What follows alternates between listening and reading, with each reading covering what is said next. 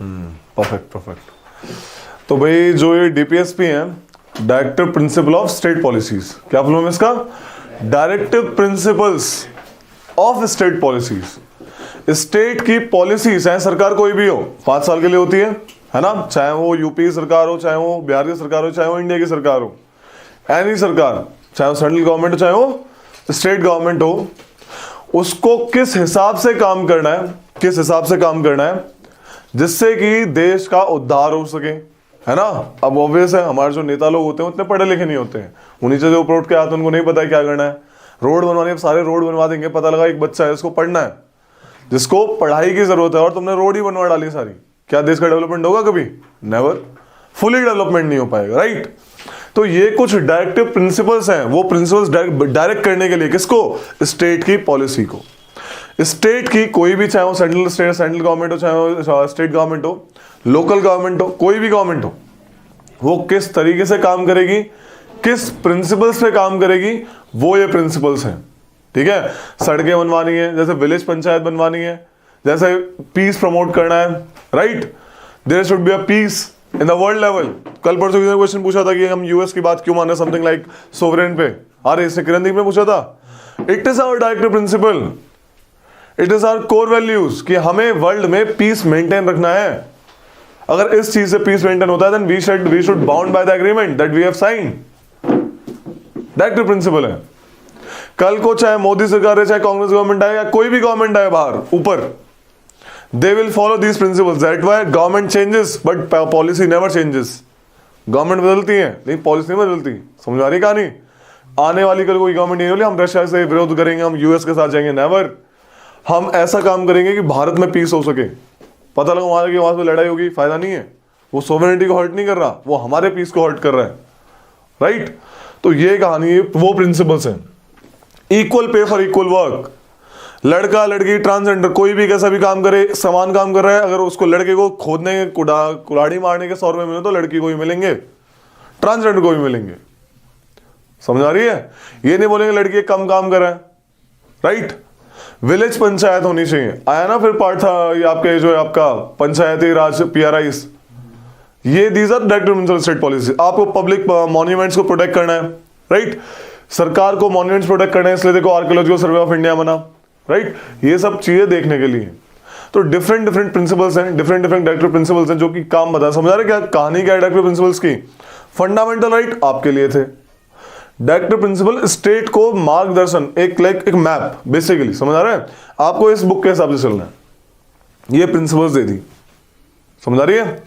अब क्या हुआ, कॉन्स्टिट्यूशन असेंबली जब डायरेक्टिव प्रिंसिपल के ऊपर बात चल रही थी तो एक क्वेश्चन उठा, क्या इनको कंपलसरी बना दें, क्या इन्हें जस्टिसेबल बना दें? मतलब अगर इसमें लिखा है कि सरकार को रोड वगैरह बनानी चाहिए, बच्चों को स्कूल एजुकेशन देनी चाहिए फ्रॉम 6 से 14 साल, 6 से 14 साल के बच्चों को स्कूल एजुकेशन देनी चाहिए, लेकिन अब तो बिलो 6 ईयर्स हो गया कि 6 से 14 फंडामेंटल राइट ही बना दिया, right to like RU 21A, है ना, राइट टू एलिमेंट्री एजुकेशन 6 से 14 को मिलेगी ही मिलेगी।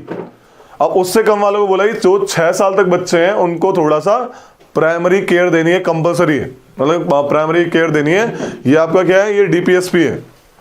मान लो किसी कारणवश किसी स्टेटमेंट नहीं दी गई तो क्या वो कोर्ट जा सकते हैं? अगर ये जस्टिसेबल होता, अगर DPSP जस्टिसेबल होती तो वो पक्का कोर्ट जा सकते थे, लेकिन इनको जानबूझ के नॉन जस्टिसेबल बनाया है।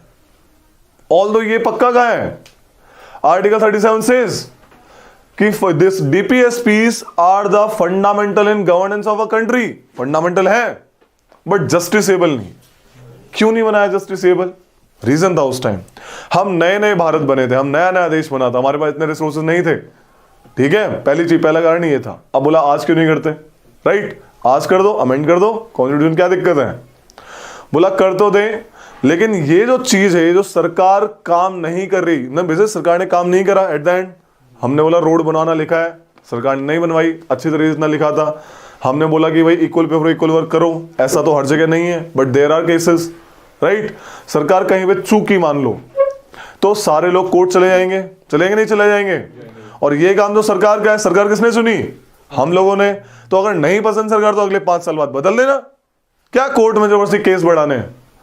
अगर सरकार पे आपको इतनी दिक्कत आ रही है, कोर्ट जाने की बात हो रही है, तो अपना वोट ले लो ना वापस। क्या रे, बोले एक अच्छा एनवायरमेंट होना चाहिए, एनिमल हस्बेंड्री होनी चाहिए, कोऑपरेटिव सोसाइटीज होनी चाहिए।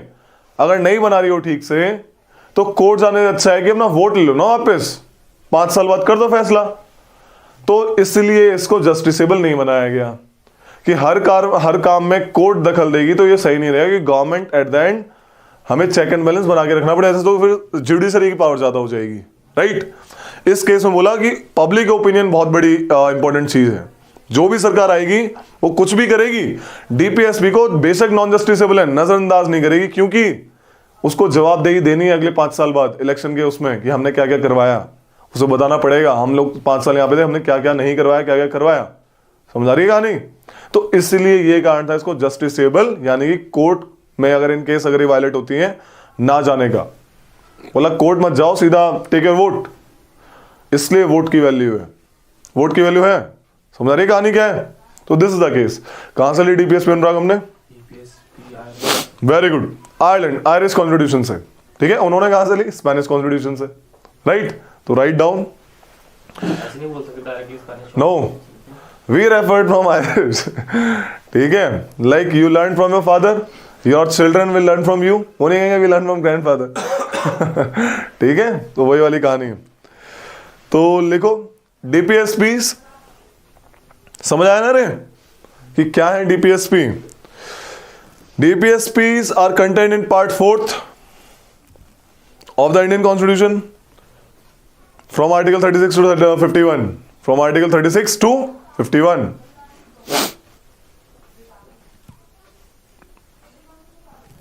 We took it from Irish Constitution, which had copied it from Spanish Constitution.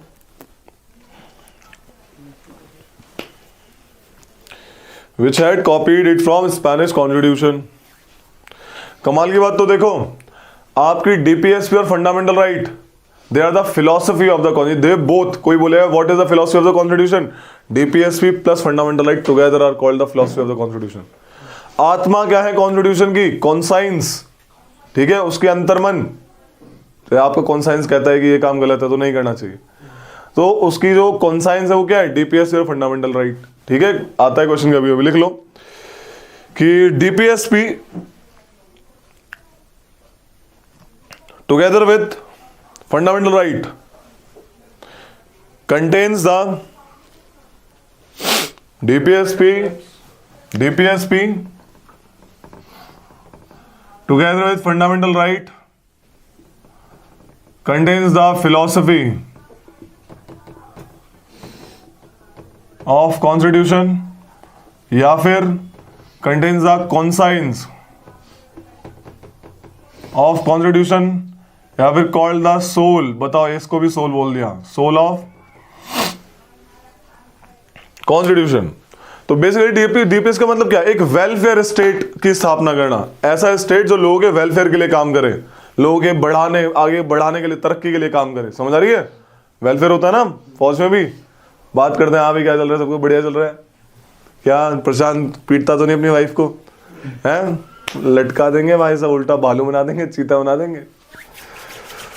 ठीक है, आज के टाइम में देयर थिंग्स आर पास्ट, आज के टाइम में नहीं होना चाहिए। ठीक है, तो लिखो इसके बारे में, फीचर्स लिखो, फीचर्स ऑफ डीपीएसपी। फीचर्स लिखो कि देखो यार, एक टर्म है इंस्ट्रूमेंट ऑफ इंस्ट्रक्शंस, है ना? मैं बताया इंस्ट्रक्शंस होती है, तो ये दी थी ब्रिटेन ने गवर्नर को कि गवर्नर कैसे काम करेंगे, गवर्नर जनरल, वाइसरॉय वगैरह। तो ये लगभग वैसी सी हैं, समझ आ रही है?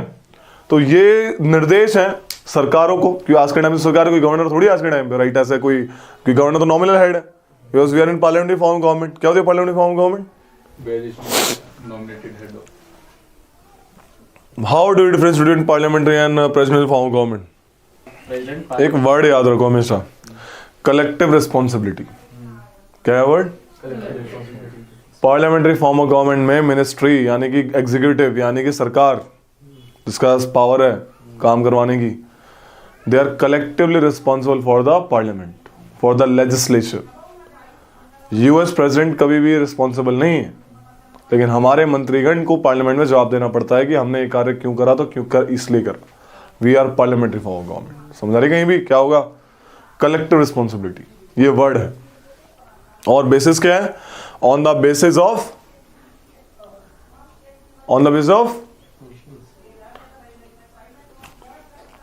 Responsibility, on the basis of responsibility,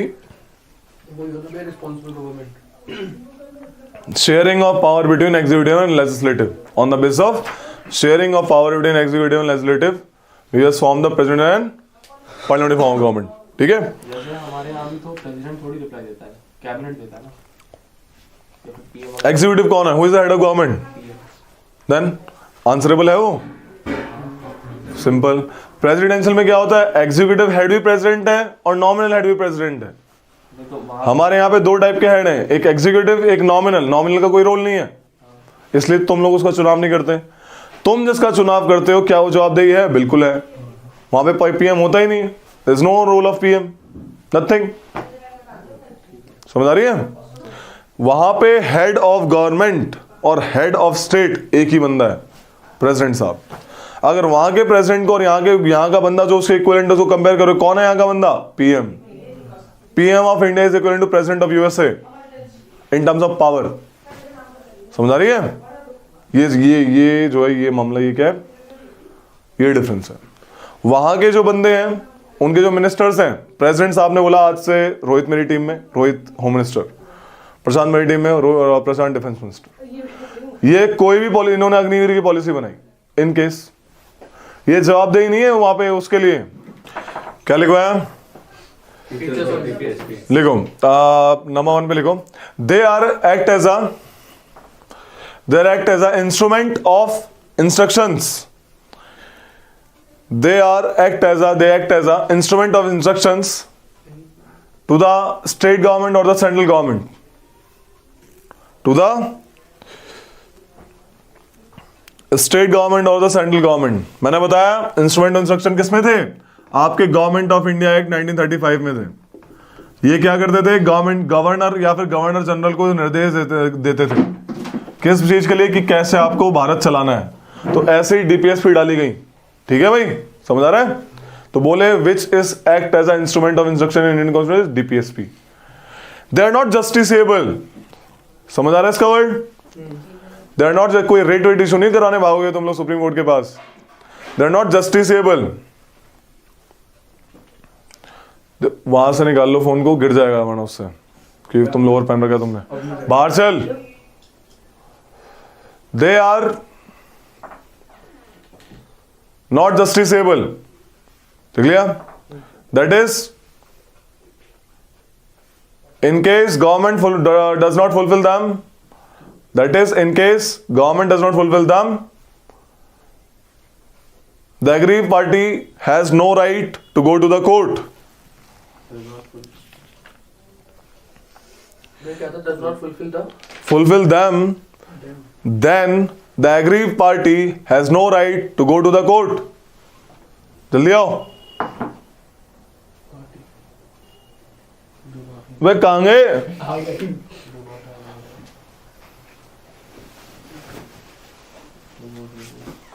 बात नहीं करनी बिल्कुल भी।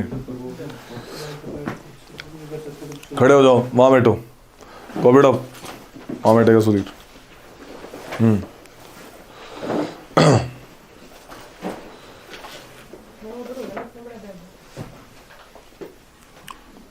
ठीक है भाई, समझ आया? ऐसे तो कॉन्स्टिट्यूशन में कोई क्लासिफिकेशन नहीं है कि डीपीएस को किस बेसिस पे क्लासिफाई करा जाए। ठीक है, लेकिन नॉर्मल अगर हम देखें, एक बाहर से देखते हैं, तो they are classified into 3 types: socialistic, Gandhian and liberal intellectual. Socialistic, जो सोशल वाली सोशलिस्टिक प्रिंसिपल को प्रमोट करे। For example, as I told you, there is a mixed economic kind of thing in India, democratic socialism, कि government उन sectors पे अपना दबाव बना के रखे जहां पे उसे लगता है कि यहाँ पे डिस्क्रिमिनेशन हो सकता है। ठीक है, और जहां पे उसे लगता है कि यहाँ पे प्राइवेट सेक्टर आना चाहिए, आ जाओ। कि वेलफेयरिज्म प्रोवाइड करना है, एट द एंड लोगों के लिए काम करना है। मीन्स ऑफ प्रोडक्शन और मीन्स ऑफ डिस्ट्रीब्यूशन गवर्नमेंट के पास रहेगा, ऐसे equal pay for equal work है, गवर्नमेंट के पास रहेगा तो कम से कम गवर्नमेंट हमारी सिलेक्ट करी हुई है, हम बोलेंगे तो करेगी। प्राइवेट सेक्टर तो अपने प्रॉफिट के लिए करेगा, राइट, किसी को भी कभी निकालेगा। समझ आ रही है? गांधीयन क्या है? जो गांधी जी सोचा करते थे, गांधी जी सोचा करते थे कि there should be a village which is act as a republic in itself. Republic होना चाहिए तो पंचायती राज जैसी चीजें होनी चाहिए।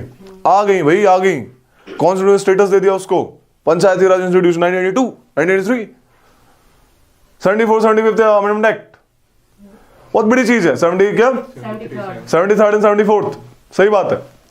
तो आ गई at the end, Gandhian principle है। आर्टिकल 40 विलेज पंचायत, गांधी जी कहते थे एनिमल हस्बेंड्री टाइप प्रमोट होनी चाहिए, है। There is a board, there is a board in kind of animal husbandry जो कि इन इंडस्ट्रीज को प्रमोट करता है। गांधी जी कहते थे कॉटेज इंडस्ट्री होनी चाहिए। कॉटेज मतलब हर घर, जो देखो क्या होता है, एक स्टार्टअप वाली चीज होती है। स्टार्टअप, पैसा है, लगा दिया, स्टार्टअप कर लिया। गांव में लोग पैसा नहीं, क्या करें, खुद ही घर, कॉटेज मतलब एक घर में, लाइक कॉटेज, उस घर में लाइक अचार बनाना, अचार घर में बनाया, बेच दिया, कॉटेज इंडस्ट्री है। ठीक है, घर में कुछ भी बनाया, बाहर पापड़, बिल्कुल छोटी छोटी चीजें जिन्हें इन्वेस्टमेंट नहीं, बस मेहनत लग रही है, गांव के लेवल पे कॉटेज इंडस्ट्री होनी चाहिए, प्रमोट करी हमने। डेयरी फार्मिंग क्या है, लोग गाय भैंस क्यों पालते हैं, डेयरी को देते हैं, अमूल, मदर डेयरी, क्या है ये, कोऑपरेटिव सोसाइटीज होनी चाहिए, आया। लिबरल इंटेलेक्चुअल, एक लिबरल, एक फ्रीडम वाली बात होनी चाहिए। ठीक है, एक आज के टाइम की सोच की डीपीएसपी होनी चाहिए। For example promotion of international peace, एक differentiation between executive and this one judiciary. Article 50 साफ साफ कहता है there should be a difference between executive, वरना तो पंगा हो जाएगा, राइट। साफ साफ कहता है, करते भी ये लोग जितना ज्यादा हो सके दूर रहते हैं आपस में। यही कारण था कि भाई डीपीएसपी को जस्टिसेबल नहीं बनाया गया, वन ऑफ द मेन कारण। अगर कोर्ट हर मामले में दखल देगा तो गवर्नमेंट कैसे काम करेगी, राइट। बोला लोगों की गवर्नमेंट है, लोगों को डिसाइड करने दो कि इन्होंने डीपीएसपी का पालन किया नहीं किया। ओके, हर घर में एजुकेशन होनी चाहिए। एनिमल हस्बेंड्री तो है, लेकिन साइंटिफिक ब्रीडिंग करके अच्छे पशु, अच्छी फसल आनी चाहिए। ग्रीन रेवोल्यूशन एग्जांपल है, लिबरल इंटेलेक्चुअल, ये सब साइंटिफिक तरीके से। समझ आ रही है? तो लिख लो। तो ये कुछ थी, तुम कुछ लिखो, कुछ some important DPSPs, some important DPSPs, कुछ इंपॉर्टेंट डीपीएसपी लिखवा रहा हूं, लिखो जो इंपॉर्टेंट है। कभी कभी आर्टिकल का नाम देता है, पूछ लेता है, ठीक है। लिखो आर्टिकल 40, आर्टिकल 40 क्या है, organization of village panchayat. Article 40 equals to organization of village panchayat. Important है, कभी आर्टिकल आता है फटाक से पूछ लेता है। यूनिफॉर्म सिविल कोड होना चाहिए, किसमें, very good, write down. Article 44 there should be a uniform civil code for the citizen. क्या होता है? जो भी देश में मैरिज वगैरह हो रही है, सबका लाइक सिविक लाइफ में एक यूनिफॉर्मिटी होनी चाहिए, uniform civil code. Civil matters में सबके लिए सेम प्रोसीजर होना चाहिए, चाहे वो किसी भी धर्म, जाति या संप्रदाय का हो। ठीक है, ये कहानी है, ताकि कोई भी अपने अलग अलग कस्टमरी लॉ लेके ना आए। ऐसे हिंदू धर्म में एक से ज्यादा शादी करोगे तो it is ban by law, Muslim धर्म में ऐसा नहीं है। अब इसका पंगा क्या होता है, ट्रिपल तलाक वाला इशू, केस इशू हुआ है, बाहर आया ऊपर, पंगा करा लोगों ने, काइंड ऑफ दैट थिंग। समझ रहे हैं?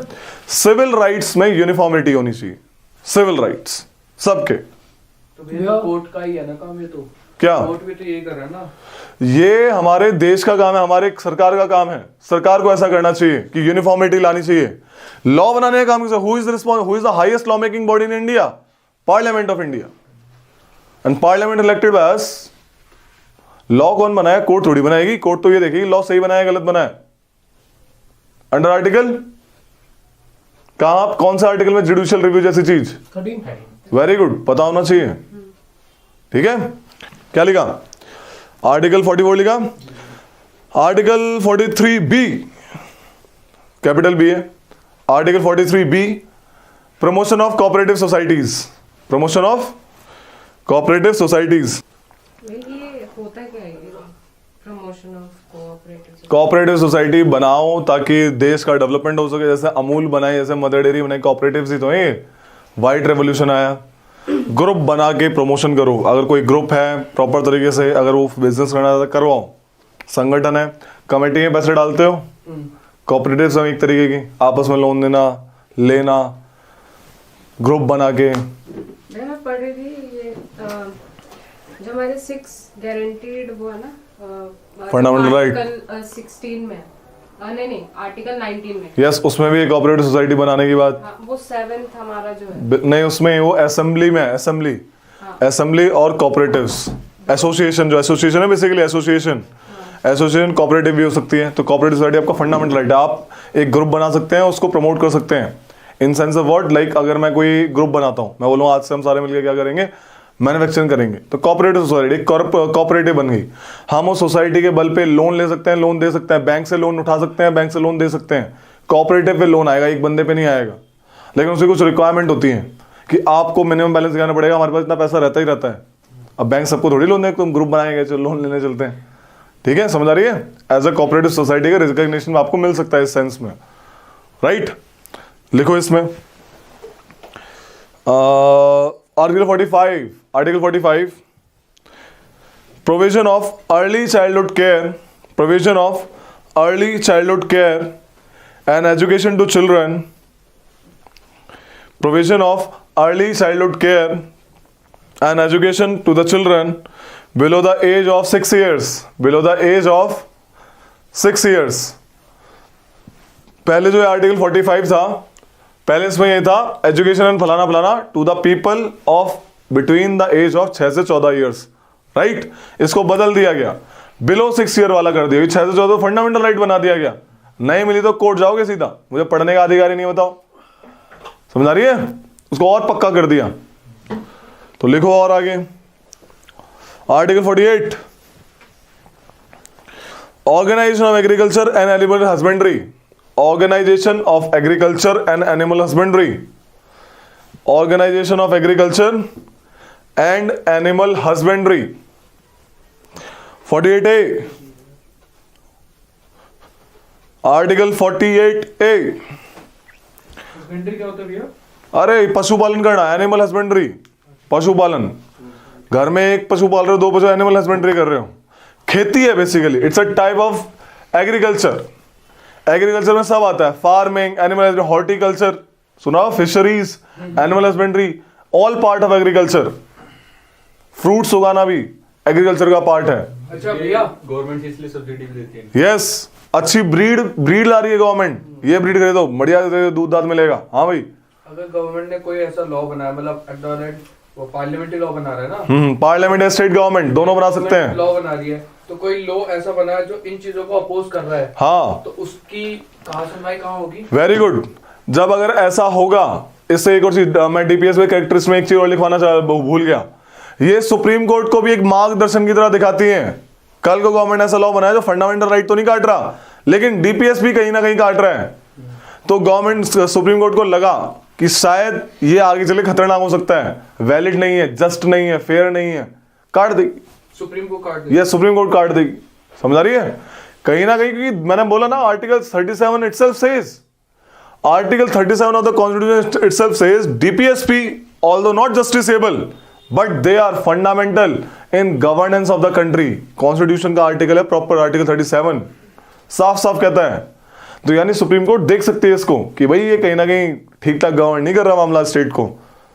फॉर एग्जाम्पल, देश ने कुछ ऐसी नीति बनाई जिससे कि इंटरनेशनल पीस में डिस्टर्बेंस आ गई, है ना, है तो डीपीएसपी, तो यू कैन रेफर दैट, वो उसके ऊपर काट देगी, कुछ भी करेगी, रेफर कर सकते हैं, किसी भी फंडामेंटल आर्टिकल को देखते हो रेफर कर सकती है।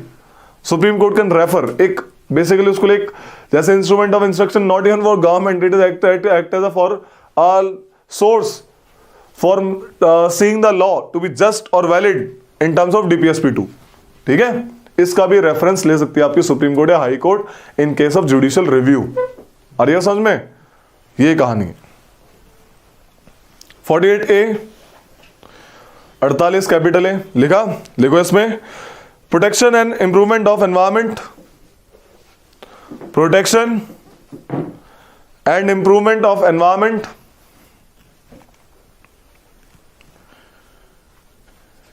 And safeguarding of forest and wildlife, and safeguarding of forest and wild life. Article 49 लिखो और इस पर स्टार मार्क डाल लेना कि ये हमेशा आता है, और जब जब ये आएगा कंफ्यूजन पैदा होगी, तो कंफ्यूजन अभी दूर कर देते हैं। Article 49, protection of monuments. इस मॉन्यूमेंट वर्ड को अंडरलाइन कर लो। क्वेश्चन आता है, निम्नलिखित में से कौन सा डीपीएसपी है, कौन सी फंडामेंटल ड्यूटी है? जहां भी मॉन्यूमेंट जैसा शब्द लिखा होगा, जहां भी मॉन्यूमेंट जैसा शब्द लिखा होगा वो डीपीएसपी ही है। पब्लिक प्रॉपर्टी लिखा होगा तो एफडी है, फंडामेंटल ड्यूटी है। यही क्वेश्चन आता है डायरेक्ट, बहुत बार आता है। यूपीएससी को पता है बच्चा कंफ्यूज इसी में होगा, हमेशा इसी को देती है। देखना पीवाईक्यू में कितनी बार पूछ रखा होगा इसको। ठीक है, protection of monuments and places and objects of national importance. क्या कहीं पे लिखा है पब्लिक प्रॉपर्टी? प्लेसेस हैं भैया, ये पब्लिक प्रॉपर्टी लिखा होगा एफडी में, फंडामेंटल ड्यूटी में करवाएंगे आज। प्लेसेस हैं। Places and objects of national importance, वही बता रखा है ये तो। हाँ भाई रोहित, दिल्ली में कहाँ घूमने गए हो? भैया लोटस टेम्पल गया। लोटस टेम्पल में गया रोहित। ठीक है,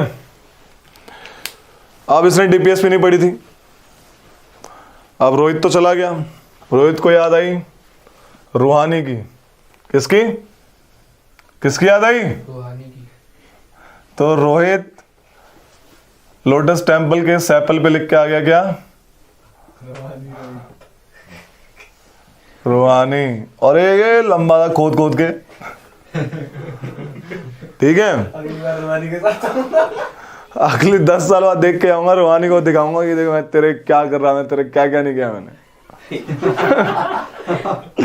ठीक है, सरकार तोड़ देगी इसको नहीं, तुम्हें। ठीक है, तो ये सब चीजें नहीं, इन सब चीजें बचाने के लिए सरकार लॉ बनाती है कि आप मॉन्यूमेंट्स को खराब ना करो।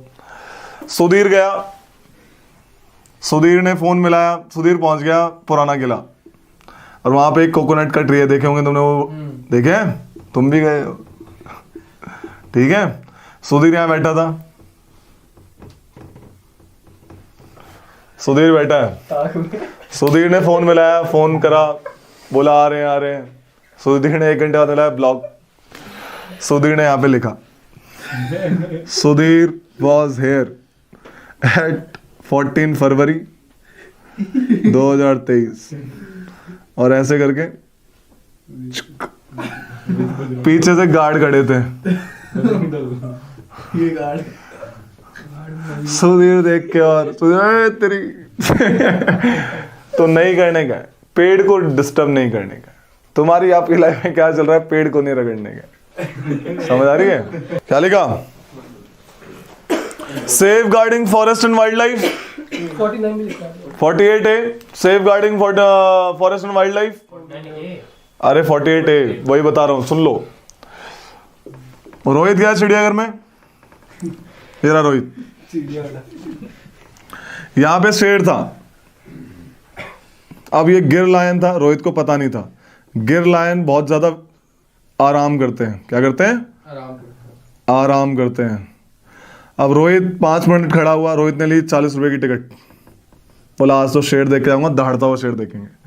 अब शेर बोला यहाँ पे तो काफी लोग रहते हैं, तो मैं यहाँ पे आके पेड़ के पीछे आराम से लेट जाता हूँ। रोहित ने साइड से देखा, नहीं दिखा। रोहित ने इधर देखा, शेर की पूंछ दिखी, बस यही पार्ट दिख रहा था। रोहित ने लिया एक पत्थर, टड़ाक, शेर कराया, रोहित को लगा दहाड़ा। तो ये क्या करना? सेफ गार्ड करना, ना कि उसको तंग करना है। बहुत सारे लोग, जानवर अंदर होता है लेकिन जानवर गिरी वो बाहर दिखाते हैं, पत्थर मारते हैं भाई। कुछ तो जानवर बन जाते हैं, ओ ओ ओ ओ ओ ओ ओ। हंस खा रहा है क्या भाई? चिड़ियाघर गए हो? हैं? पत्थरों में मार रहे, मैं भी देख रहा हूँ, आएगा अब आएगा, देखो एक शुरू हो गया बंदर। ऐसा जानवर कम्युनिकेट करेगा, वापस जवाब देगा। कभी भी नहीं करना। अरे सुन लो, ओए जंगल का जानवर है वो, ड्रामा नहीं करना ऐसा कभी भी, ठीक है? नेवर। चिड़ियाघर में जाके आराम से पेशेंस के साथ देखना, नहीं देखे कोई दिक्कत नहीं है। तुम उनके घर में आए हो, वो तुम्हारे पास नहीं गए थे, अब पैसे तुम उनसे पूछ के लिए थे, हाँ भाई मैं देखने आऊंगा, जो एग्रीमेंट ब्रेक हो गया हो तो पत्थर मारने लग रहे हो, ठीक है? Never do, never. ओके, नहीं करना है कभी। 50 आर्टिकल 50 50-50 यानी आधा आधा, यानी separation of executive and judiciary. लिख लो, separation of judiciary from executive, separation of judiciary from executive.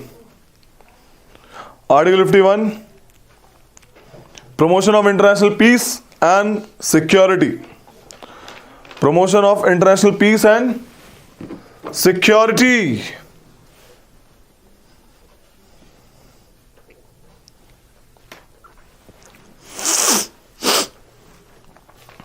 ठीक है भाई, अब कुछ और इंपॉर्टेंट चीज लिख लो जो आती है। पहले जो डीपीएसपी थी तो अलग अलग थी, ठीक है, मतलब कुछ थी, कुछ लिमिटेड थी। बाद में ड्यूरिंग कॉन्स्टिट्यूटिव अमेंडमेंट एक्ट्स नई नई डीपीएसपी आई, तो कुछ है जैसे 42nd अमेंडमेंट एक्ट। लिखो, DPSP added by the 42nd amendment act. कौन कौन सी डीपीएसपी ऐड हुई है? इसके थ्रू ऐड हुई है 4 डीपीएसपी। लिखो नाम, डायरेक्टिव प्रिंसिपल स्टेट पॉलिसी, अभी तो बताया। 42nd अमेंडमेंट एक्ट के तहत 4 डीपीएसपी और ऐड हुई हैं, समझ आई? 42nd अमेंडमेंट एक्ट के तहत 1976 कौन कौन सी ऐड हुई हैं? Article 39, 39A, 43A, 48A, 39, 39A, 43A, 48A, ये तो लिखवा दिया। 48A क्या है? Protection of environment and safeguarding of wild and forest. यही है, लिखो फिर 39।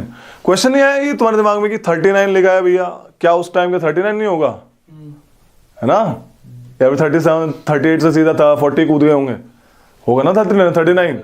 ऐड करना होता तो ये करते ना, ये चीज है ना, बी लगाते, कुछ भी लगाते, तो उसका बस पार्ट बदल दिया है, उसके शब्द बदल दिए, आर्टिकल वही है, शब्द बदल दिए, ऐड कर दिया उसमें। लाइक 39 तो था ही, 39 के पार्ट से 39 सब क्लॉज ए, 39 सब clause B, 39 clause C, clause होते हैं, अगर और भी आ गया तो सब क्लॉज बन जाते हैं, समझ आ रही है? तो लिखो, new DPSP added by this one, article 39, article 39 में लिखो, नंबर 1 आर्टिकल 39 में लिखो, to secure the opportunity for, to secure the opportunities for, to secure the opportunities for healthy development of children, healthy development of children, healthy development of children। अगली वो लिखो 39A, 39A, 39A, to promote equal justice, to promote equal justice and provide, to promote equal justice and provide free legal aid to the poor। Free legal aid, ये जो है ना आजकल free legal services, ना ये NALSA है शायद, NALSA, जो आपने कभी आजादपुर गए हो, थाने के पास वहाँ पे लाइक साइड में एक थाना, तो लेकर अगर आपको फ्री लीगल एडवाइस चाहिए, फ्री लीगल एडवाइस मिलती है, उसके अंडर आता है। कैसे legal advice? Free legal advice मिलती है, अगर आपको कोई केस चल रहा है आपके एक उसमें, आप चाहते हैं किसी वकील से, सरकारी वकील ये नियुक्त करते हैं जो आपको फ्री लीगल एडवाइस देते हैं। अगर ऐसा करोगे तो आपके ऊपर चालान वालान नहीं लगेगा, है जो भी है लॉ के ऊपर, क्योंकि नॉर्मल इंसान को लॉ का ज्ञान नहीं है, बट लॉयर को है, एडवोकेट्स को है, then they will tell you what to do and what to not, right, to avoid the penal provisions. Okay, 43A,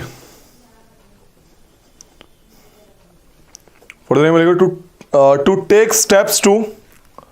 to take steps to secure the participation of workers, to take steps to secure the participation of workers in the management of industries, in the management of industries.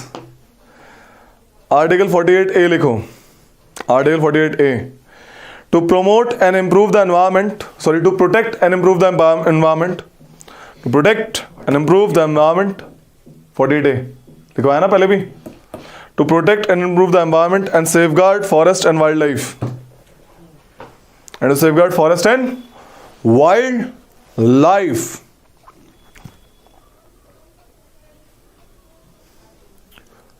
Forty fourth amendment act ने एक और DPSP add करी, लिखो as पर 44th, ये तो 42nd था। आता है क्वेश्चन, देखो 4 ही हुई हैं, 4 ही ऑप्शन होते हैं, नहीं आएगा?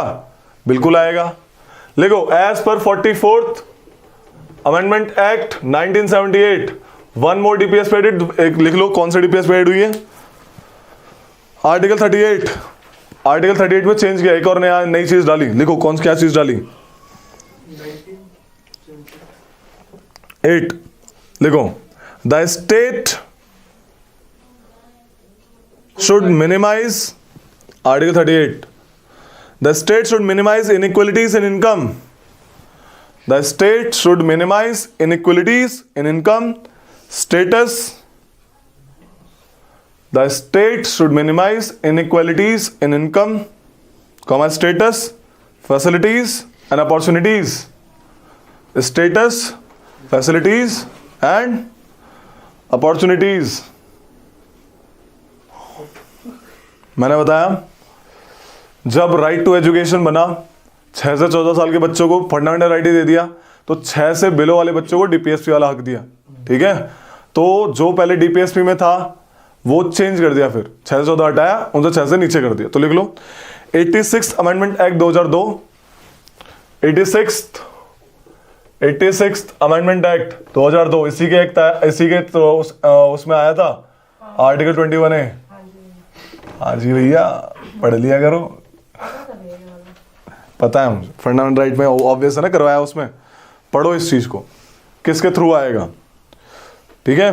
लिखो as per 86 amendment 2002, subject matter of article 45 has been changed, 45 का बदल दिया, right? As per 86 amendment act 2002, subject matter of article 45 has been changed. 45 लिखवाया ना पीछे इंपॉर्टेंट आर्टिकल में, लिखवाया नहीं लिखवाया? 45 लिखवाया ना, वही है, early childhood care up to 6 years, है ना, वही है। 97th अमेंडमेंट एक्ट 2011, ये खत्म इतना ही? इसके बाद खत्म। 97 इसमें करवा दिया ना वो, तो क्या ही लिखवा बार बार। अमेंडमेंट एक्ट 2011 से एक और डीपीएसपी ऐड हुई, कोऑपरेटिव सोसाइटीज वाली, 43B वाली, formation of cooperative societies, article 43B, many time asked, many time, article 43B, formation of cooperative societies, ठीक है? ये था मामला। अब वही मैंने ये तो पहले बता दिया, सैंक्शन क्या है इनका, इनके भी सैंक्शन क्या है? मॉरल, पब्लिक है सैंक्शन, पब्लिक तय करेगी कि स्टेट ने काम कराया नहीं किया, समझ आ रही है? 43B, 43B कोऑपरेटिव सोसाइटीज, ठीक है, समझ आ रही है? अब आया क्वेश्चन कि भाई फंडामेंटल राइट बड़े हैं या डीपीएसपी बड़ी है?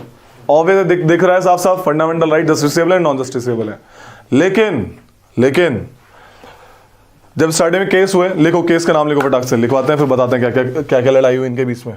पहले भी डिस्कस कर चुका हूं, बाद में भी डीपीएसपी आई, जैसे मैंने बताया था रोड बनवानी है, वेलफेयर करना है, तो सरकार क्या करती थी? फंडामेंटल राइट छीन लेती थी, है ना, और डीपीएसपी लागू कर देती थी। उसके चक्कर में क्या होता था? केस होते थे। सबसे बड़ा केस होता था राइट टू प्रॉपर्टी के लिए, प्रॉपर्टी लिए वो नहीं दिया, बोला हाईवे बनाएंगे, कुछ भी बनाएंगे, यहाँ पे फॉरेस्ट एरिया को डिक्लेयर कर देंगे, समझ आ रही है? क्या फिर केस आया, क्या दो टाइप के केस आए। क्या डीपीएसपी लागू करने के लिए फंडामेंटल राइट को काटा जा सकता है? पहला केस तो ये उठा। दूसरा, क्या पार्लियामेंट काट सकता है फंडामेंटल राइट को? नहीं, डूब के मर जाओ, क्यों काटेगा फंडामेंटल? ठीक है। फंडामेंटल राइट को क्या हटा सकता है पार्लियामेंट? बिल्कुल हटा सकता है, ये भी हमने डिस्कस किया है। विदाउट डिस्टर्बिंग द, कुछ भी कर सकता है parliament in limited powers. Limited क्यों है? कि बेसिक स्ट्रक्चर नहीं बदल सकता, ठीक है। तो केस का नाम लिखो, केस के नाम?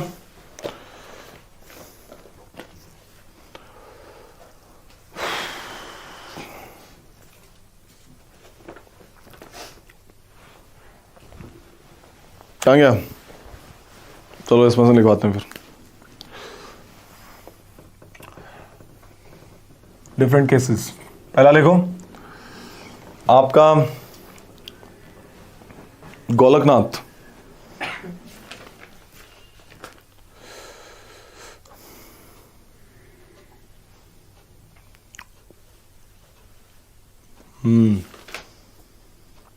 चंपकम दोराई राजन केस।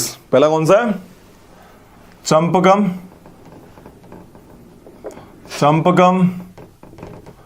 दोराई राजन केस 1951। ठीक है, Champakam Dorai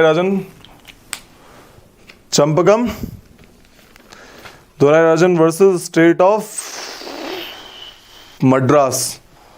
Champakam Dorai Rajan versus state of Madras. एक मिनट, ये रहा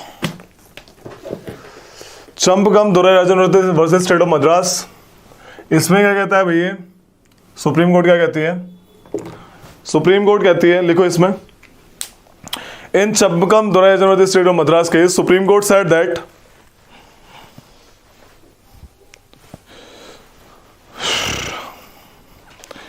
in conflict between fundamental right and DPSP, FR and DPSP, if there is conflict between FR and DPSP, हाँ बोलो, good,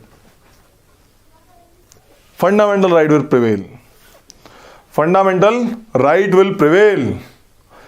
Fundamental right will prevail.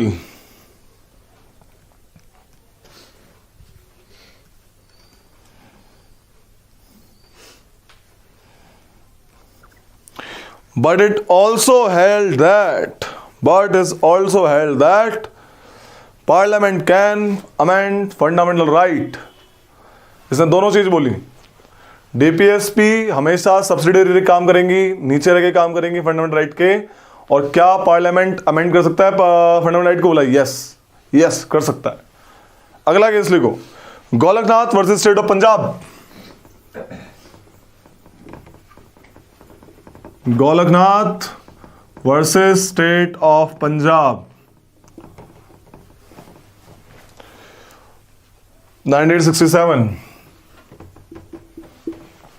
इसने बोला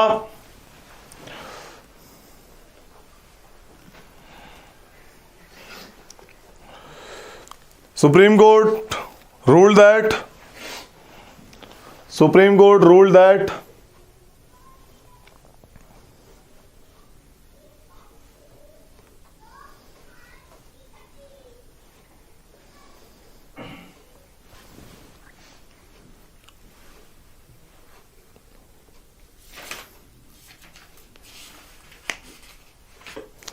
Parliament cannot take away or abridge. Parliament cannot take away or abridge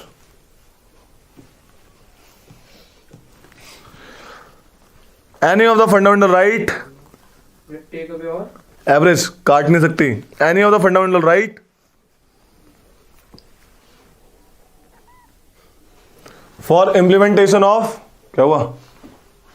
For implementation of DPSP। ठीक है, इसके बाद parliament ने क्या करा?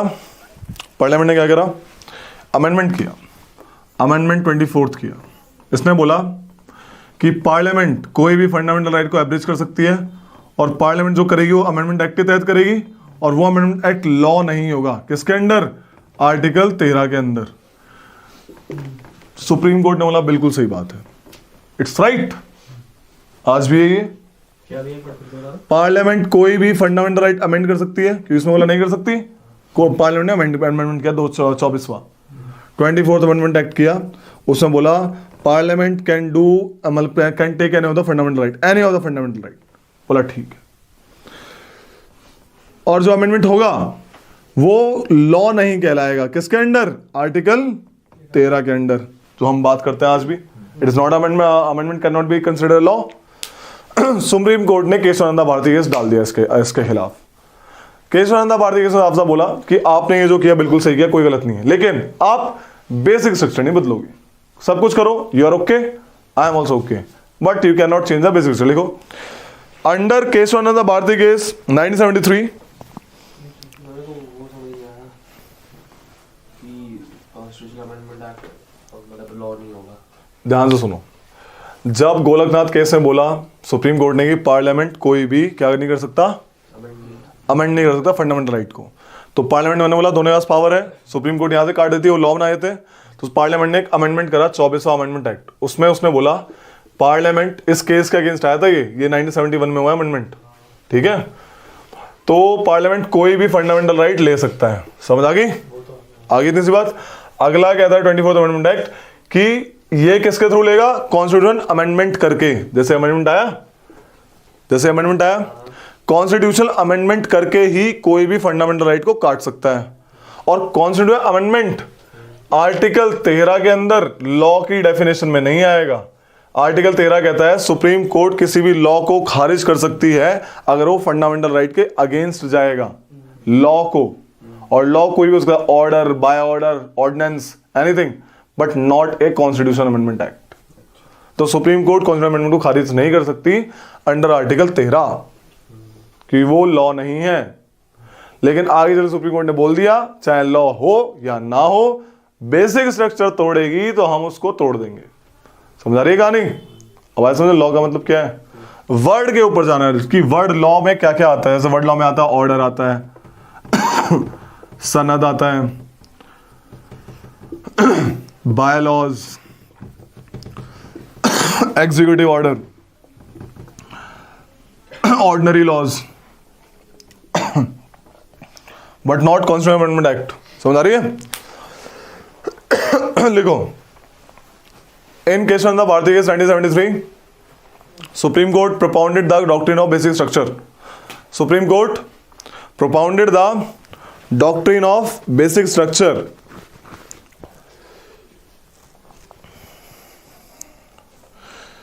ठीक है? In which it said that Parliament can take any of the fundamental right. In which Parliament can take any of the fundamental right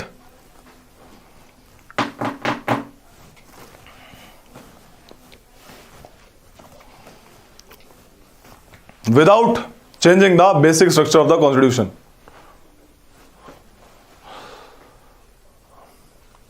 And basic structure is not defined. Defined नहीं है, कोई theory नहीं है कि सिर्फ इतना ही basic structure होगा। Basic structure आने वाले टाइम में देते जाती है सुप्रीम कोर्ट से बोल दिया secular is the basic structure. Secular का फैब्रिक कभी नहीं तोड़ोगे। भारत कभी हिंदू राज्य है, मुस्लिम राज्य है, जैन राज्य नहीं बन सकता। ये बेसिक स्ट्रक्चर है कॉन्स्टिट्यूशन का, नेवर। डेमोक्रेसी हमेशा रहेगी, कोई एक किंग नहीं आगे बैठ जाएगा, never. Democracy is a basic feature. Equality कभी भी ये नहीं एक कम्युनिटी को ज्यादा प्रमोट करेंगे, no, equality is a basic feature. Basic feature है ये सब। जुडिशियल रिव्यू बेसिक फीचर है, बोला इसको नहीं काट सकते आप, बोला आज से सुप्रीम कोर्ट रिव्यू नहीं कर सकती, परमानेंट कर दिया, नो, बेसिक फीचर है। आर्टिकल 32 नहीं काट सकते, बेसिक फीचर है। ठीक है, तो ये कहानी है। तो आज की पोजीशन क्या है? फिर एक केस आया, देखो in Minerva mills case, in Minerva MINERVA Minerva mills MILLS mills case 1980 Supreme Court held that Indian Constitution is, बहुत अच्छी लाइन है ये, बोल सकते हो तो अपने लेक्चर रेट में। Supreme Court held that the Indian Constitution is founded on the bedrock. Founded on the bedrock of the balance between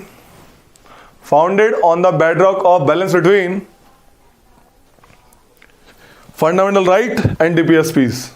समझ आ रही है? बोला दोनों ही जरूरी हैं, दोनों एक रथ के दो पहिए की तरह हैं, एक को तोड़ दोगे रथ नहीं चल पाएगी, है ना। बेशक एक जस्टिसेबल है और एक नॉन जस्टिसेबल है, बट दोनों जरूरी हैं। Because as article 37 itself says that they are fundamental in governance of the country. ठीक है, तो यही कहना था इसका. ठीक है, बेडरॉक ऑफ. लेकिन क्या नहीं कर सकते, डीपीएसपी को हटाने के लिए एफआर आप अमेंड नहीं कर सकते. आज की पोजीशन ये लिख लो. The present status is fundamental right enjoy supremacy over the DPSP.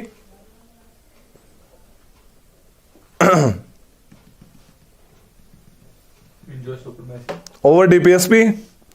लेकिन इसका यह मतलब नहीं है कि पार्लियामेंट अमेंड नहीं कर सकता फंडामेंटल राइट डीपीएसपी को लगाने के लिए. कर सकता है. कब तक? जब तक बेसिक स्ट्रक्चर को डिस्टर्बेंस नहीं होगी, है ना. लिख लो. The parliament can amend the fundamental right for implementing the DPSP.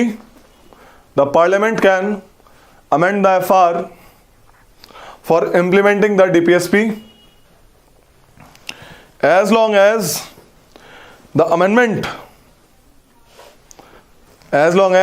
does not destroy or damage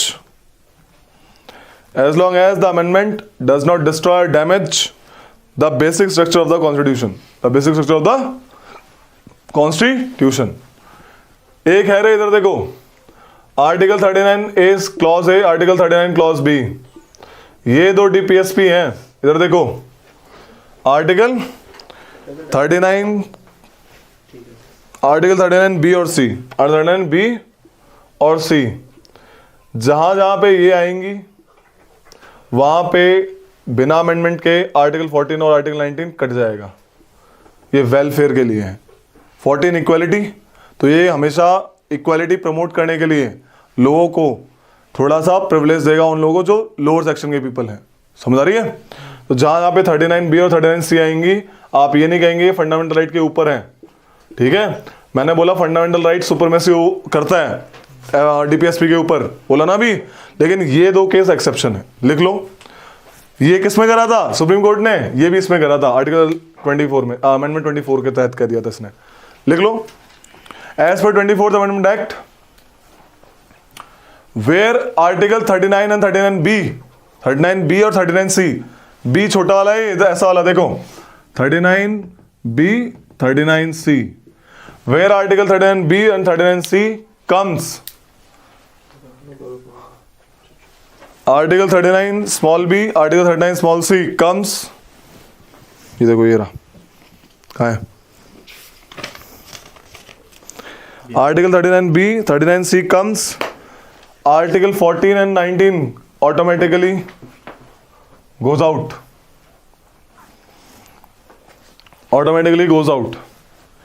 ये कहानी थी डीपीएसपी की. 14 and 19.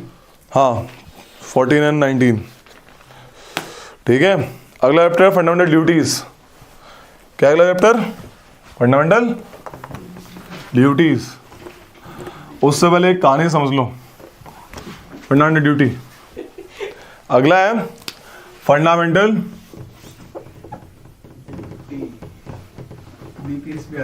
ड्यूटी. ठीक है. It's in part 4th A.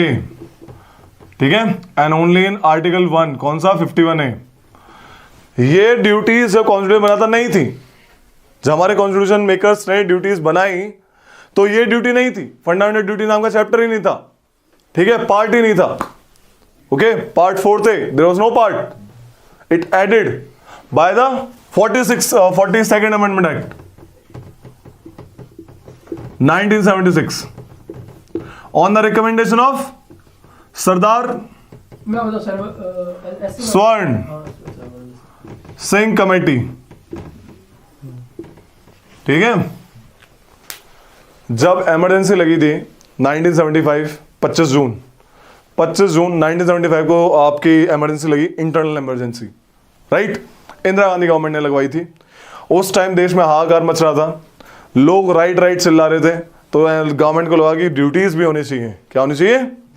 लोग को राइट तो मिले, ड्यूटीज भी होनी चाहिए भाई. उनकी देश के प्रति ड्यूटीज होनी चाहिए, उनकी सरकार के प्रति ड्यूटीज होनी चाहिए. राइट. ड्यूटी में ये भी आता है safeguard public property and absorb violence. ठीक है. to honor the national flag, constitution. ठीक है. to promote the scientific temper, to honor women, children. Right, and one another duty was added by 86 constitution amendment 2002। Education वाली 6 से 14 साल के बच्चों को हमें स्कूल भेजना चाहिए, हमें भेजना चाहिए, हमारी ड्यूटी है। फंडामेंटल राइट तो है ही है, साथ में ड्यूटी भी है। इस टाइप की ड्यूटी बनी, समझ आ रही है? ड्यूटी, कर्तव्य, क्या है एनसीसी कैडेट की ड्यूटी? कुछ ड्यूटी है ऐसा लिखा होता है, लिखा तो नहीं होगा। नियम होते हैं, कुछ रूल्स प्रिंसिपल्स, ड्यूटीज भी होती होंगी। ड्यूटी स्पेसिफाइड नहीं है, इन्होंने पढ़ी नहीं है इसलिए बना कर हैं? पढ़ ली तूने। स्पेसिफाइड नहीं है, जितनी बताओ। क्लासिफाइड हो गया। हाँ बताओ। गाइड वाइड नहीं पढ़ते क्या तुम? एनसीसी आती है? आती है भाई, कौन पढ़ता है वो? हाँ क्या ये तो वेटरन है। मैं छोड़ दिया एक्स सर्विस मैंने कार्ड का है, वही पूछा था मेरे को तुम्हारे कोर्ट मार चल हुआ है तुम्हारा। ठीक है, ठीक है, इनकी क्वालिटी सुन लो, ये भी जस्टिसेबल नहीं है। तुमने सुन लो, बोला you should respect the women, मान लो तुमने नहीं करी, नहीं कर रहा ना, डिसरिस्पेक्ट कर रहा, रिस्पेक्ट कर रहा, सरकार पकड़ के ले जाएगी तुमको। कोई नहीं बोले करता नहीं ऐसा, करे पकड़ ले जाओ उसको। कोई नहीं भेज रहा, ड्यूटी नहीं कर रहा, तो सरकार पकड़ के ले जाएगी आप क्या कर रहे हो। ठीक है, जस्टिसेबल नहीं, इनको भी जस्टिसेबल नहीं बनाया। समझ आ रही है कहानी? तो लिख लो, किससे लिए हमने, किससे इंस्पायर होकर ली थी ये? यूएसएसआर। लिख लो, fundamental duties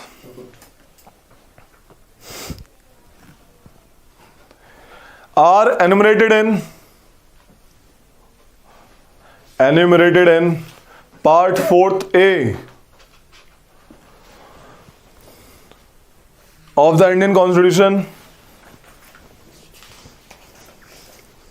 in which only one article, उस पार्ट में एक ही आर्टिकल है, पार्ट 4th A में एक ही आर्टिकल है, in which only one article, that is article 51A। कितनी फंडामेंटल ड्यूटी है भाई रोहित? लिख लो, क्या लिखा? One article which carries the 11 fundamental duties. लिख लो कि fundamental duties were inserted by the 42nd amendment act of 1976। Fundamental duty, पांव के ऊपर पांव, ठंडी का प्रतीक। ये क्या लिखा है? Fundamental duty are inserted by the part, fundamental duty inserted by the 42nd Amendment Act 1976 लिखा है। on the recommendation of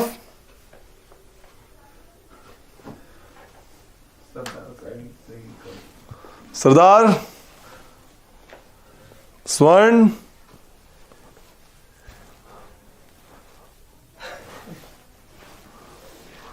Singh Committee।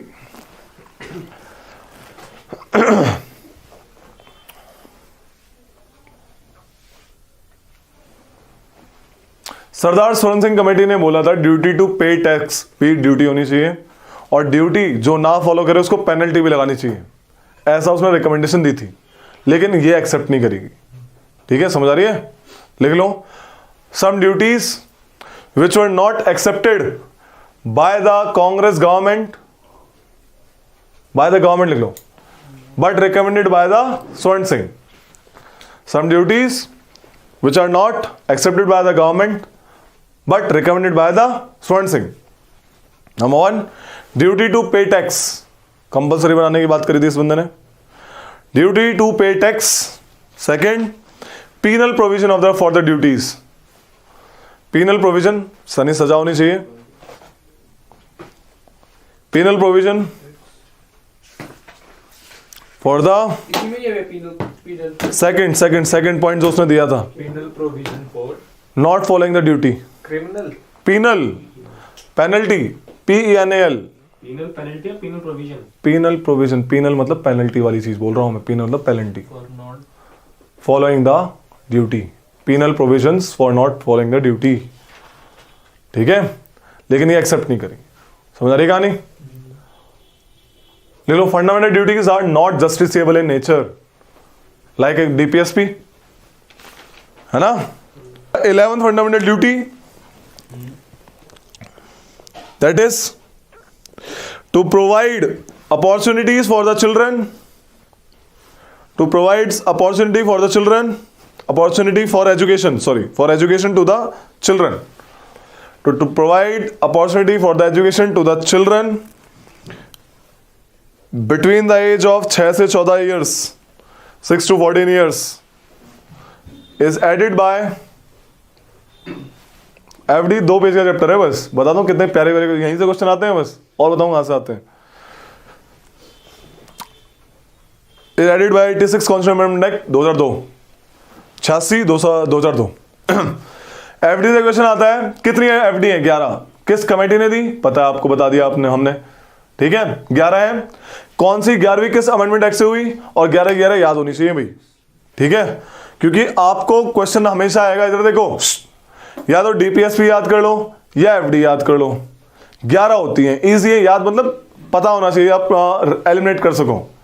जिसमें से मैंने एक मॉन्यूमेंट वाली टिकी करवा दी, ज्यादातर एलिमिनेट इन पे आता है कि मॉन्यूमेंट वाली डीपीएसपी है, एफडी डीपीएसपी है, और किस रिलेट करके मारते हैं? लिख लो कि to safeguard public property and abjure violence. ये ऑप्शन में बहुत बार दिखेगी, ये देखो पब्लिक प्रॉपर्टी और मॉन्यूमेंट दिख रहे हो, सेम नहीं, पब्लिक प्रॉपर्टी जहां आएगा वहां पे ड्यूटी है वो। To safeguard public property and abjure violence is the duty, fundamental duty. एक कमेटी बनाई थी, लिख लो Verma committee is on fundamental duty. Question आएगा वर्मा कमेटी किस पे है? बोला फंडामेंटल ड्यूटी पे, बात खत्म, ड्यूटी यहीं पे खत्म हो जाती है। Verma committee is formed on the fundamental duty. क्या कहती है ये कहती है क्या सिर्फ आर्टिकल 51 में ही फंडामेंटल ड्यूटी है, और जो है वो तो पीनल नहीं है ना? पीनल है, नहीं है, आप नहीं करोगे तो लाइक पीनल नहीं होगा ना, लेकिन there are some provision in our law which bounds the duty. आपको रिस्पेक्ट करनी है नेशनल फ्लैग की, ये ड्यूटी है, नहीं करोगे डिसरिस्पेक्ट करोगे आपको पकड़ के ले जाएंगे, फ्लैग कोड ऑफ इंडिया है ना। आप टाइम टू टाइम उसको उतारना और चढ़ाना भी होता है, लेकिन अब वो हटाते हैं, ठीक है वो चीज अलग है। बता रहा हूं एक, अगर आप उसको प्रॉपर ट्रीट कर रहे हो, you can not disrespect. Sachin Tendulkar ने बर्थडे वाले दिन केक बनवाया था भारत के झंडे का, क्या भारत के झंडे का केक बनवाया था सचिन तेंदुलकर ने, और वो काट दिया। पुलिस ने कंप्लेंट फाइल कर दी थी, सॉरी बोलना पड़ गया था भाईजान को, ठीक है इतना फेमस हुआ था वो केस, वो तो बड़ा बंदा था, दबा दिया, कभी नहीं कर सकते। पाकिस्तान का बना था, चल जाता, उसका बैट बॉल निकाल देते। पूछो। आर्टिकल फंडामेंटल ड्यूटी हो सकता है ना? आर्टिकल फंडामेंटल ड्यूटी समझा नहीं? जैसे कोई आर्टिकल है, हाँ, उसको हम ऐसे कह सकते हैं कि हमारी fundamental duty. No, article is a legal right, constitutional right. उसका हनन होने पे आप कोर्ट जा सकते हैं, बट इसके हनन होने पे आप कोर्ट नहीं जा सकते। इस आर्टिकल में ऐसे प्रोविजंस है। फॉर एग्जांपल देखो, समझो मेरी बात को, सुनो मेरी बात, सुनो मेरी बात। कुछ आर्टिकल्स ऐसे हैं, जैसे आपका article 300A right to property, आप सुप्रीम कोर्ट नहीं जा सकते, लेकिन आप कोर्ट जा सकते हैं। आप घर नहीं छोड़ना आते, आपको एक रिक्वायर्ड अमाउंट नहीं मिल रहा, कुछ तो देगी, गारंटीड नहीं देगी, कुछ तो करेगी, आपको तड़पता हुआ थोड़ी छोड़ देगी। जैसे रिहेबिलिटेशन इशू होता है, जब डैम वगैरह आता है, उनको देते हैं, लेकिन वो उनकी रिक्वायरमेंट के हिसाब से पूरा नहीं होता, you can go to court, Joshimath में होता है, ठीक है। ये राइट्स हैं, ये कॉन्स्टिट्यूशनल राइट्स हैं, ठीक है। फंडामेंटल राइट की जगह उसको कॉन्स्टिट्यूशनल राइट बना दिया। तो articles are like the constitution. ये जो कॉन्स्टिट्यूशन आर्टिकल राइट्स हैं हमारे, जो एकदम बहुत हाईएस्ट लॉ ऑफ लैंड ने दिया आपको, ठीक है। कहीं ना कहीं इनका कोर्ट से लेना देना है, बट ये तो बीच में कुछ पार्ट ऐसे घुसा दिए जिसका कोई जस्टिसेबल नेचर नहीं है। साफ साफ बोल दिया उन्होंने, साफ साफ लिखते हैं इनके बारे में, they are not justiciable in nature. अब जैसे आर्टिकल है अराउंड जैसे ये बताते हैं, जैसे पार्ट 22 में है शायद, पार्ट 22 हिंदी वाला, ठीक है। हिंदी प्रमोट करनी है हमारे भारत में। जैसे आपके अमित शाह जी कहते हैं होम मिनिस्टर, हिंदी एक लैंग्वेज होनी चाहिए, 3 लैंग्वेज फॉर्मूला बोलते नहीं बोलते, एक लैंग्वेज हिंदी होनी चाहिए, एक इंग्लिश और एक लोकल लैंग्वेज आपके उस एरिया की। हिंदी एक ऑल ओवर इंडिया की एक लैंग्वेज होनी चाहिए, मीन्स ऑफ कम्युनिकेशन की। ऐसी डीपीएसपी भी है, ऐसे अलग आर्टिकल भी है, ठीक है। नहीं करेंगे तो ऐसा नहीं है कि लाइक कुछ दिक्कत होगी, बट करना चाहती है इंडिया। वो लाइक ऐसा मत समझे कुछ कि एक पार्टी समुदाय का कुछ वो है, मतलब कि agenda. It is written in our constitution, we should promote the Hindi language as the composite culture of India. English क्यों है फिर जबरदस्ती? सब ऊपर भी नीचे जाते हो इंग्लिश भी बोल सकते हो आप, ऊपर जाते हो इंग्लिश बोलोगे, हिंदी क्यों नहीं बोलते? भारत की लैंग्वेज है यार। कमाल की बात पता है क्या है? अभी आप हिंदी बोलेंगे, इंटरव्यू में इंग्लिश बुलवाते हैं, आप बोलते हैं हिंदी सीखे इंग्लिश, और जब आप बन जाएंगे बड़े अच्छे अफसर, आपको हिंदी ही बुलवानी पड़ेगी। किसी भी बड़े से बड़े दिग्गज का, प्रधानमंत्री जी का देखो, कोई भी बड़ा से बड़ा अफसर होगा हिंदी में देगा most of the time, Hindi में, अगर इंडिया में दे रहा है तो, राइट। ये बड़े बड़े दिग्गज होते हैं ना, ये अपने IAS ऑफिसर्स, बड़े बड़े सेक्रेटरी, इनकी हिंदी बड़ी मस्त होती है, बड़ी प्यारी हिंदी होती है। एक बड़े अच्छे पंडित से भी है बढ़िया हिंदी, ठीक है, क्योंकि एट द एंड आपको डील करना है उस जनता से। हिंदी नहीं आई तो क्या वहां पे आके बोलोगे डेवलपमेंट करवाएंगे? क्या डेवलपमेंट? वो तो विकास समझते हैं, समझ रही है, काइंड ऑफ दैट थिंग। तो articles are not fundamental duty, fundamental duty is only in one article, that is article 51A। 51A carries the chapter of fundamental duty only, खत्म। जैसे ये आर्टिकल 21 है, इसमें भी यही लिखा हुआ है कि 6 हाँ। to 14 इयर्स में यस, इसकी भी जो उसमें बोला है, देखो बात समझना, उसमें बोला है 21A में, state can not deny, phone नहीं मम्मी सार का, state can not deny what? Right to education to the children of the 6 to 14 years. आप भेजोगे तो हम डिनाई नहीं करेंगे, लेकिन आप भेजो तो सही, ये ड्यूटी बना दी आपकी।